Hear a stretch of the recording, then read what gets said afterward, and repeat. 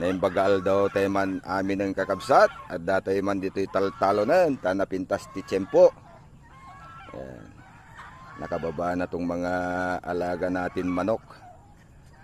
Kumakain na sila ng damo dito sa bukid. Ayan. Ito yung mga alaga natin na sari-sari. Kambing, baka, manok. Ayan.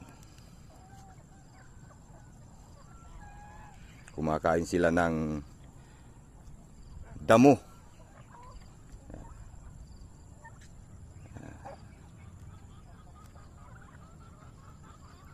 Napakagandang panahon ngayon dahil umiinit. At dahil maaga pa, kukuha din tayo ng damo para sa ating mga alagang baka at saka baboy. Dahil kumakain din ng damo ang ating mga alagang baboy.